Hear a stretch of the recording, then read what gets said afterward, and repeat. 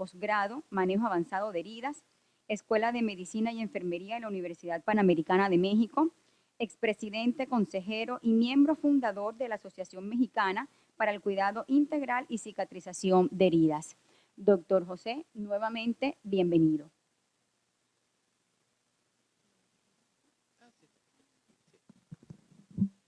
Muy buenos días y primero que todo agradecer la invitación al doctor Máximo Mercado para estar hoy con ustedes. Es para mí siempre un placer venir a Colombia. Les digo a todas las personas de Latinoamérica que esta es mi segunda patria. Yo amo este país y a su gente. Entonces, pues siempre emocionado de estar acá con ustedes. En segundo lugar, preguntarles cuántos de aquí son médicos. Levanten la mano. Enfermeras, enfermeros. Perfecto, muy bien. ¿Rehabilitadores, otras profesiones? Ok, muy bien. Pues vamos a platicar un poco sobre la epidemiología de las úlceras cutáneas en Latinoamérica. Y espero que al final de esta presentación puedan ustedes apreciar la carencia de estadísticas en los principales padecimientos ulcerosos, reconocer la discrepancia entre las úlceras más frecuentes y las más reportadas, y resumir los datos más importantes disponibles de incidencia y prevalencia de las úlceras cutáneas en nuestra región. ¿Cuál es la prevalencia promedio de las úlceras arteriales en Latinoamérica? ¿Cuál creen ustedes? Inciso A se desconoce, B 0.2%, C 3%, 7% o 17%. Levante la mano A, B, C, D o E. Sorpresa, se desconoce. Este es el grupo ibero-latinoamericano de dermatología de estudio para las úlceras del Colegio Ibero-Latinoamericano de Dermatología y nos dimos a la tarea justamente de hacer un proyecto para determinar la epidemiología de las úlceras cutáneas en Latinoamérica. ¿Por qué era esto importante? Bueno, porque sabemos que las úlceras cutáneas van en aumento en todo el mundo y carecemos de información sobre qué tan grave es el problema. Esto es fundamental porque nos permite hacer una planeación regional de cómo podemos atacar el problema, evaluar los resultados, cómo vamos a saber si hemos reducido las amputaciones en Latinoamérica si no sabemos cuántas se hacen en nuestra región, y la distribución y formación de recursos de salud para atender estos problemas. Entonces hicimos una revisión sistemática de toda la literatura médica buscando en los diferentes países de Latinoamérica qué teníamos sobre incidencia y prevalencia de las principales úlceras cutáneas. ¿Qué tipo de úlcera cutánea existe el mayor número de artículos epidemiológicos? Leishmaniosis, lesiones por presión, dehiscencias quirúrgicas, úlceras de Buruli, pie diabético o úlceras venosas. Levante la mano A, B, C, D, E o F. Algunos tuvieron bien esta pregunta.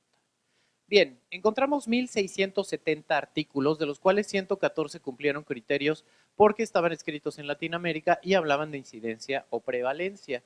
La metodología de todos estos estudios era muy variada, fue muy difícil compararlos, pero les voy a mostrar algunos de sus resultados. Lo primero que encontramos es que de lo que más se escribe es sobre leishmaniosis, 52 artículos. De lesiones por presión 29, de dehiscencias quirúrgicas 16, de úlceras de Buruli 9, de pie diabético 7 y de úlceras venosas 2, y verán ustedes más adelante que entre comillas.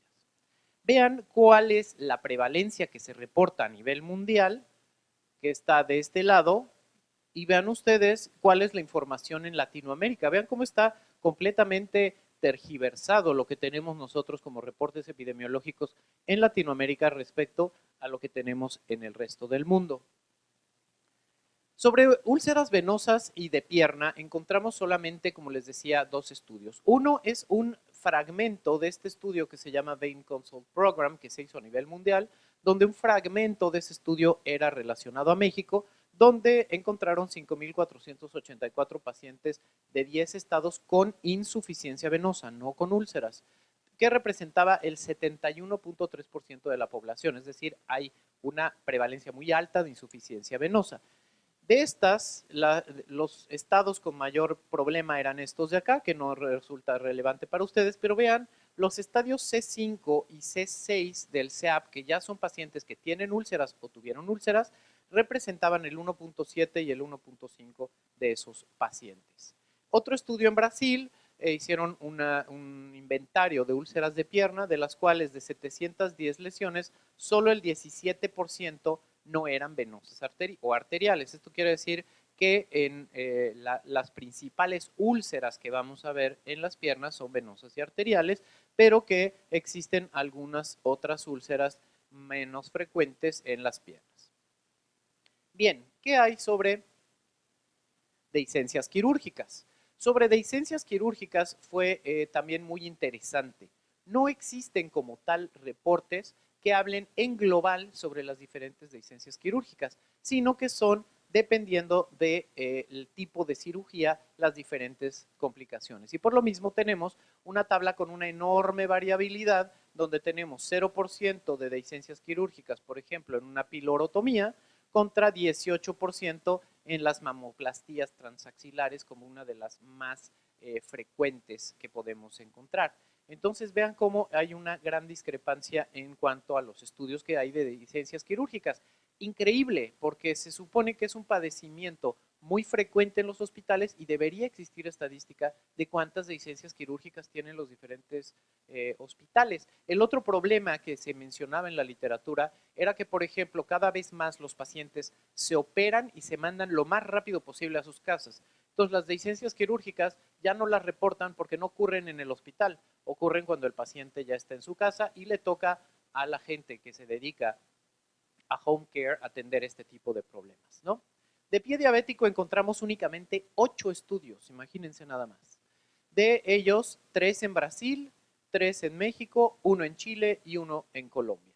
De los estudios brasileños, este es un modelo matemático donde ni siquiera utilizaron pacientes, sino que estimaron más o menos el número de admisiones que tendrían por pie diabético y el número de úlceras que tendrían al año en Brasil y el costo de cada úlcera, $264,000 por úlcera, imagínense ustedes. En Recife hicieron un estudio en primer nivel donde la prevalencia fue del 9%, en un hospital oftalmológico, es decir, ya había cierto sesgo de selección, 78.57% de pacientes ya tenía pie diabético isquémico, o sea, los pacientes con retinopatía también van a tener que ser personales de alto riesgo para pie diabético. En México tenemos la encuesta nacional de salud con una metodología cuestionable, pero nos da un buen estimado de cómo está la situación. Hablamos de 7.2% de los diabéticos tienen pie diabético en 2012 y el 9.1% en 2016. Vean cómo esto va en aumento. Otro estudio en una unidad de medicina familiar, 10.8% en el norte de México, donde hay más diabetes que en otras partes del país. En un servicio de cirugía de un hospital general, entre 2010 y 2013, 24 pacientes amputados con pie diabético, no era mucha la información que proveían. En Chile, otra encuesta nacional de salud, vean qué parecidos son los números con lo que tenemos en México. Y en Colombia, en un estudio en 307 diabéticos en Bogotá, 13% de prevalencia de pie diabético.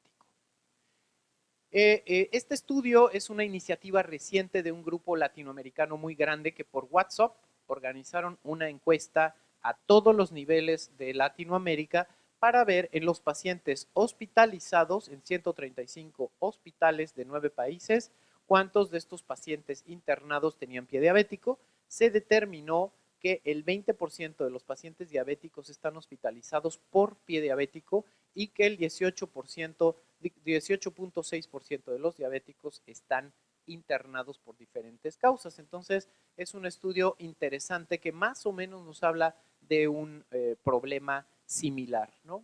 En cuanto a úlceras por presión, aquí sí hay mucha literatura, principalmente brasileña. 10 estudios de prevalencia, 14 estudios de incidencia. En México, 1 de prevalencia y 1 de incidencia. En Colombia, 1 de prevalencia y 1 de incidencia. Y en Chile, 1 de incidencia. No me voy a detener a todos los estudios porque les digo que aquí son muchísimos, pero vean cómo hay mucha variabilidad metodológica. Algunos lo hacen en unidades, otros lo hacen en la población total del hospital, otros lo hacen en la población total de una ciudad. El promedio más o menos anda entre 5.9 a 11% de prevalencia general, es decir, de todos los pacientes que están hospitalizados. En México hicimos un estudio donde determinamos que de prevalencia general tenemos el 17%, es decir, población abierta de todo un hospital, y población en riesgo, es decir, pacientes que tienen riesgo de presentar úlceras por presión, 60.3%, es decir, pacientes, el 60% de los pacientes que tienen riesgo de ulcerarse se van a ulcerar en un hospital en México. Esto es gravísimo y muy probablemente se replica en toda Latinoamérica. Y en Colombia, un estudio que hizo una encuesta donde enviaron papeles por todo Colombia para que la gente reportara cuántas úlceras por paciente tenían, reportan un 2.2%. Sin embargo, esta no es la metodología ideal para hacer un estudio de prevalencia. La incidencia reportada en Brasil va del 1.8 al 66.6%. ¿De qué depende esta variabilidad? Bueno, depende de que, por ejemplo, los estudios hechos en terapia intensiva van de 30 a 60, los estudios hechos en población general del 3 al 5%. Es muy importante entender esto de prevalencia general y prevalencia en población en riesgo. Si yo les digo que hagan un estudio de cáncer de próstata e incluyen hombres y mujeres, ¿tiene lógica? Pues claro que no. Lo mismo sucede cuando hacen un estudio de población abierta en úlceras por presión. Muchos pacientes no tienen ningún riesgo de tener úlceras por presión, entonces eso diluye la prevalencia real. Si ustedes utilizan una escala de riesgo y determinan cuál es su población en riesgo, esa prevalencia se eleva porque están enfocados a la población adecuada. Entonces, por eso es que existe también esta variabilidad en población general versus población en riesgo. En México, en un hospital de pacientes crónico-degenerativos, una incidencia de 23%, o sea, es altísimo. Esto es cuántos casos nuevos se van a presentar en un determinado tiempo. En Colombia, 26.7% en una sala de terapia intensiva, y en Chile, 35.7%, y en un servicio de medicina interna también 37%.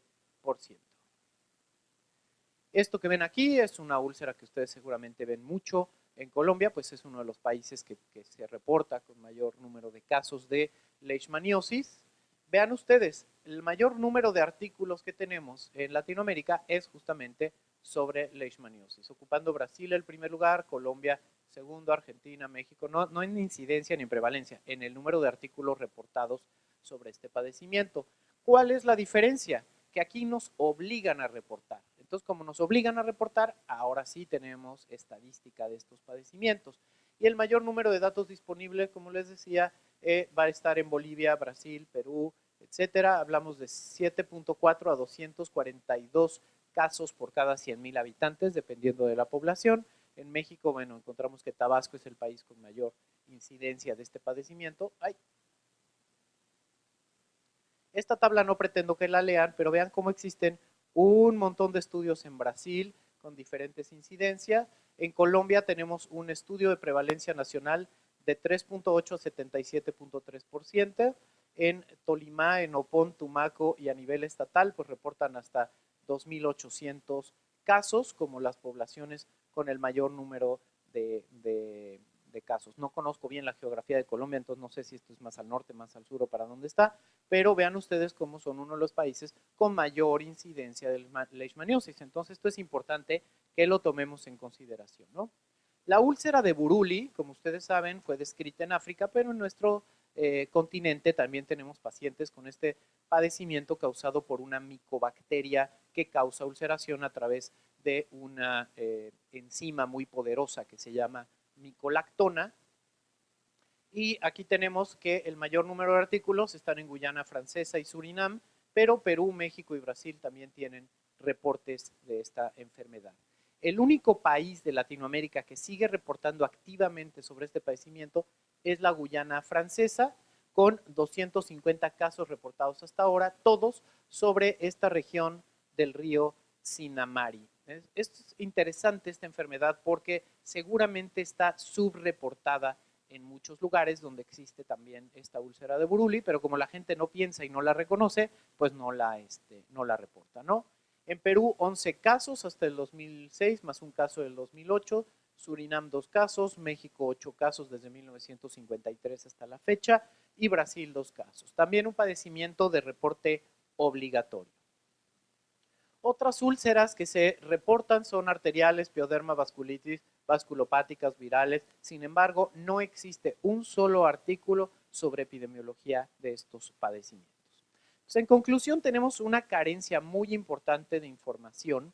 No hay una correlación entre las úlceras más frecuentes y las más reportadas en Latinoamérica. Las enfermedades de reporte obligatorio tienen mayor número de estudios en la literatura. Las lesiones por presión tienen el mayor número de estudios de las úlceras que no se podrían considerar como de reporte obligatorio, y la metodología es sumamente variada entre todos estos estudios. Entonces, espero que al final de esta presentación puedan ustedes apreciar la carencia de estadísticas en los principales padecimientos ulcerosos, reconocer la discrepancia entre las úlceras más frecuentes y las úlceras más reportadas, y resumir los datos más importantes disponibles de incidencia y prevalencia de las úlceras cutáneas en nuestra región. Muchas gracias.